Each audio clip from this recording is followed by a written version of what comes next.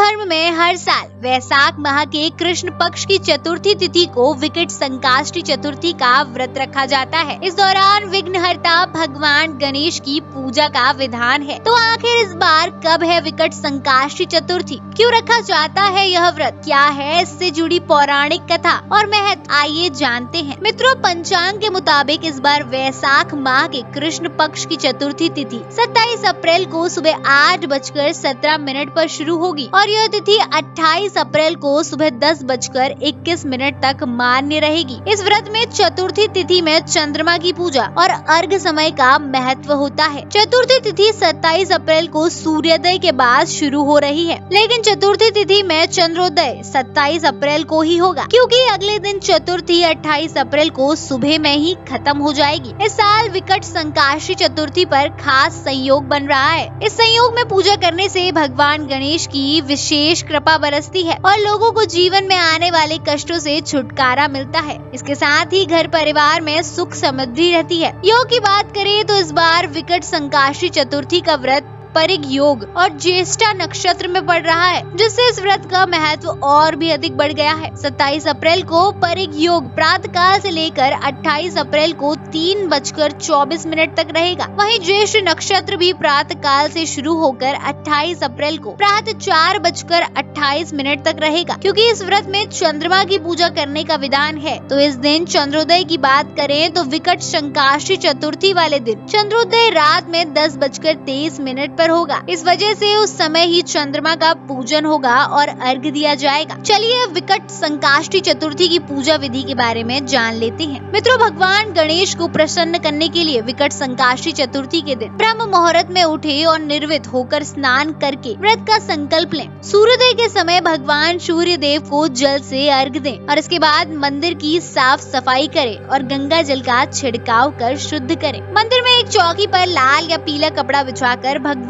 गणेश की मूर्ति विराजमान करें और फिर भगवान गणेश को दूर्वा और मोदक अर्पित करें। इसके साथ ही देशी घी का दीपक जलाकर आरती करें और गणेश चालीसा का पाठ करें। इसके बाद गणेश जी को मोदक, फल और मिठाई का भोग लगाएं। अंत में भगवान गणपति का प्रसाद लोगों में वितरण करें और खुद भी ग्रहण करें। मित्रों, विकट संकाष्टी चतुर्थी पर अगर हो सके तो अपने सामर्थ्य के अनुसार दान भी कर सकते हैं, लेकिन ध्यान रहे इस दिन विकट संकाष्टी चतुर्थी कथा भी सुननी चाहिए, जिसके बिना यह व्रत अधूरा माना जाता है। इस पौराणिक कथा के अनुसार प्राचीन काल में रंतिदेव नामक प्रतापी राजा थे। राजा की मित्रता यम, कुबेर और इंद्रादि देवों से थी। उनके ही राज्य में धर्मकेतु नामक ज्ञानी ब्राह्मण रहते थे। उनकी 2 पत्नियां थी, एक सुशीला और दूसरी चंचला। सुशीला कोई न कोई व्रत करती थी, जिससे उसका शरीर दुर्बल होता जा रहा था। वहीं चंचला कोई व्रत नहीं करती थी और भरपेट भोजन करती थी। कुछ दिन बाद सुशीला को शुभ लक्षणों वाली एक कन्या हुई और चंचला को पुत्र रत्न की प्राप्ति हुई। कन्या की शुभता देखकर चंचला सुशीला को ताना देने लगी,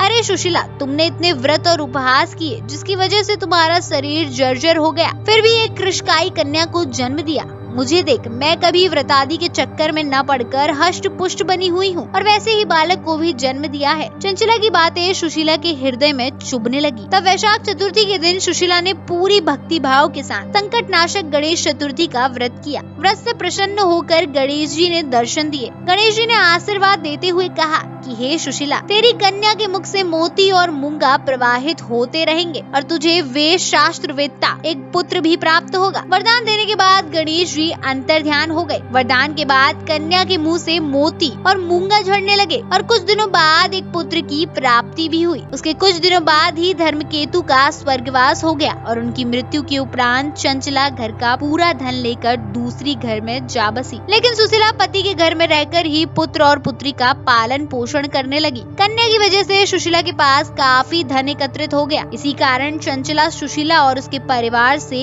ईर्ष्या करने लगी। एक दिन हत्या के उद्देश्य से चंचला ने सुशीला की कन्या को कुएं में धकेल दिया। कुएं में गणेश जी ने सुशीला की कन्या की रक्षा की और वापस माता के पास भेज दिया।